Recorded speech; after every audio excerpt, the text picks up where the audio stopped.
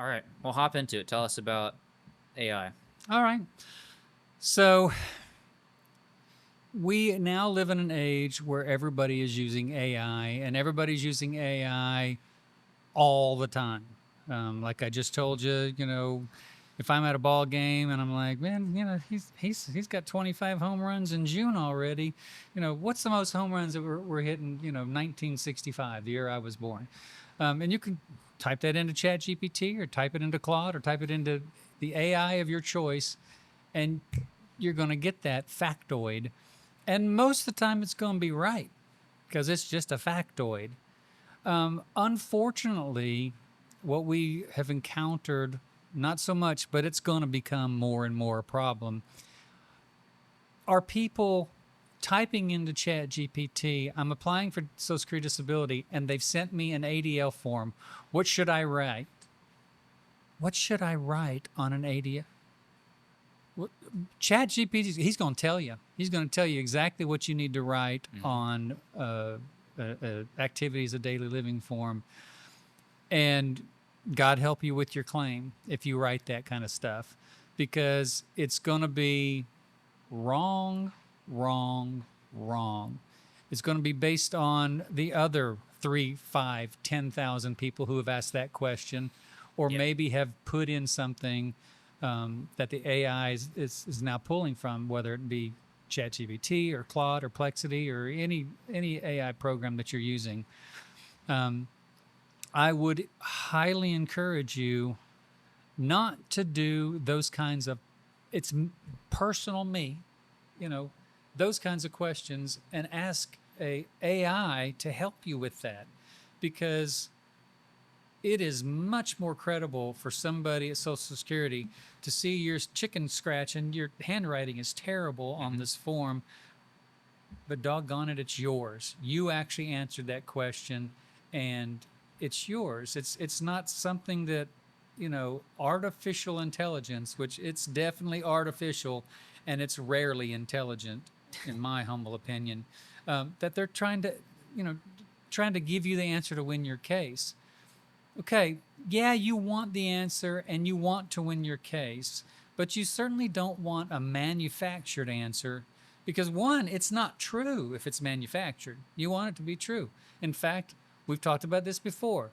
If you fill out these forms, they become sworn testimony later on. Well, Hmm. the judge, if you make it that far to a hearing, the judge might say, "Okay, well, I see that you said that you know, you can't take care of these 3 horses that you've had, since you were a teenager. Um, you went into the exam, and the guy said that you smelled like a barn, and you said, well, yeah, I've been taking care of my horses. Well, which one is it? It would make more sense if you're just telling the truth. And so to ask AI, what should I write, is horrible. Yeah. Same thing. Let's go a little bit further. You're on your own, because if you have a rep, they would probably tell you, you steer clear of AI with these kinds of questions. They're going to mess you up. But let's say you don't. You don't have a rep. You're all by yourself, and you've been denied twice, and you're at the hearing level, and boom, you get that letter in the mail. Your hearing has been scheduled for August 15th at 3 o'clock. Okay, at August 15th at 3 o'clock, I got to be for this hearing. You go on to your favorite AI program. What do I tell a judge in a disability hearing? It's going to tell you what Hmm. to tell a judge in a disability hearing, especially if you say something as foolish as, what do I tell a judge in a disability hearing if I want to win my claim? Yep. Oh my goodness. There are no ethic parameters or ethical parameters. You just asked it, what do I need to say to win my case? You didn't ask it, to help you truthfully express what's going on in my life. You didn't ask it that. You asked it, what can you, and it's going to give you an answer. And once again, God help you when you get that answer. You go into the judge, and, you know, let's say that, because it's a phone hearing and you know that the judge can't see you, you've either written down what AI has told you, or you have your phone or your iPad there, and you know, well, Judge, I'm disabled because da da da da da, and you start reading. Let me tell you, these judges are highly trained individuals, and you do that kind of nonsense, they're going to come right out and ask you, "Are you reading something?" And you better tell them the truth. And when you tell them the truth, yeah, what are you reading? Well, I asked, ChatGPT to tell me how I can win my disability hearing, and it told me that I needed to word things like that. All right, well, you need to put that away, and I'm going to ask you some questions, and we're going to go through this the way it's supposed to go. It will not work well for you. And we are in that age that we really count on that. And like if it's a factoid, it's usually the information is usually correct. But when it's asking you, how do I go about this? Or, how should I word this? Or how should I do this? There are no guideposts that it has. Nothing's going to stop it from saying something that's absolutely ridiculous. Not just ridiculous, but untrue. And if you start telling Social Security things that are not true just to win your disability case, they have a word for that. And the word is fraud. And you want to avoid that. Yeah. It will follow you forever. So, my little snippet is, we live now in the age of AI. I use it. I love checking out factoids. I love putting in travel information. How long is the flight from this to this? If I land at this airport, how far is the drive from this? I love doing that, and I love having it at my fingertips. And there's some other things, just silly factoid things. When was the first light fixture? In America, when did the first bulb light up on electricity instead of gas or whatever? Those are kind of fun to look at. But to use it in something so personal and something so subjective as disability, you're just flirting with disaster. I can't see, I literally can't see any favorable result from you with using AI to help you fill out a form or help you word something so you feel better about it. If you got a fourth grade education and you word something like you've got a fourth grade education, fine. Yeah, no What's problem. wrong with that? That's the truth. You misspelled, half the words. So what? That's the truth. You get AI to polish something up for you or to put something in a way that you would never put it. You wouldn't even think of it that way, and you don't even recognize it as yours when you read it. It's the worst thing you can do. And once again, it will not go well for you. It just won't. It's going to be recognized by, if it's not recognized at the lower levels, which it probably will be, but it's definitely going to be recognized by a judge. And the nice judges are going to say, put away all that garbage, and we're going to do this the right way. And some of the not so nice judges might not say a word and might just deny you by in the denial letter calling out everything that was a contradiction. Well, the medical records showed this, and he said this, and that wasn't true because the medical records showed this. The form that he filled out was definitely not by him. Yeah. You get that kind of stuff, and it follows you. And that's the last thing you want. You don't want some horrible mistake to follow you, and you can't get out from under it. So just don't make that mistake. And that's my, cautionary tale on AI. Yeah. When I'm doing intakes, when I'm screening someone to see if they qualify, and also if I think that it's a case that we can win, so we want to take it, I'm very reluctant to say certain symptoms or diagnoses because I don't want to put words in their mouth. Sure. And one of the most common things is neuropathy with diabetes. Now, neuropathy is not the same thing as numbness and tingling. Neuropathy is you've done testing and you have neuropathy. Right.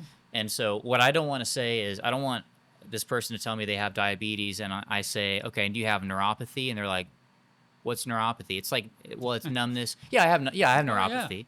And it's nowhere to be found in their medical. You're going to put that down. And the worst thing I could do is like, okay, so you're diabetic, you have neuropathy, right? Okay. And so it's probably bad in your feet and your hands. So you're probably just leading them along. Yeah, I'm just leading them along there. So I'm very hesitant to say don't- stuff like that. I want to say, what are the main symptoms that you experience from your diabetes? And then do you have any numbness or tingling in your hands or feet? And a lot of times they'll say, yeah, I have neuropathy. It's like, okay, you said it. Yeah, sorry. I didn't say that. You said it because you're diagnosed with that. You've done the testing. Right. my main complaint with AI, and this has been the case for several years that I've been using it, is it's so agreeable that Oh yeah. it's going to give you an answer no matter what. And if you ask it an objective question, it's going to give you an answer and brand it as a objective answer.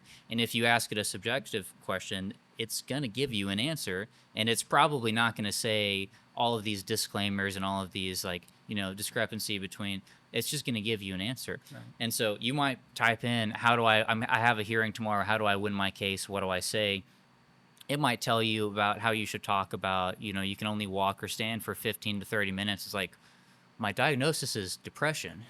That's It's like, right. but you're gonna But you're it gonna would- it you're would gonna know see that. that, and if you don't know anything about disability law, and maybe you're just desperate to win your case, like, okay, yeah, I'll tell him I can't walk and stand. It's like, well, I don't see, the judge is gonna look at that and say, like, why can't you walk or stand?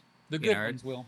Yeah, right. The If bad you're- ones will be making a note and saying, okay, this guy's just Yeah. pulling my leg, and I'm gonna deny him because he's lying through his teeth. Yeah, it's like if you ask AI, if you go to whatever language model you use and you just say, what are the grid rules? That's fine. That's a good thing Sure. to look up. It's like, define the grid rules? What's the deal with having to be, or being 50 and then your disability case gets easier? That's fine. That's totally fine. But you can't say, I have degenerative disc disease. What are some symptoms that I can have that will win my case? Because it will tell you the symptoms. Oh yeah, sure. it will. And then if you use those, then like you said, that's fraud. Yeah. And you know, going back to, looking up certain things, there are certain Social Security rulings, SSRs, that are very common in a disability hearing. The grid rules, if you're over 50, they're very common for physical cases. But I would even warn you against that, because if you're looking for factoid, why not type into Google SSA grid rules? Yeah. And go to ssa.gov where they've. And there it is. Yeah, yeah, right. It will actually be the CFR that has the grid rules, and there's a grid, by the way. There are several grids. Why not just do that? And you can read it. This is what this means. It's actually fairly easy to understand. And I think that's a lot less dangerous than typing it into AI and letting them put their spin on it. Now, Yep. sometimes they'll just basically say, well, this is from, SSA.gov or the CFR that has the grid rules in it. Okay, all right.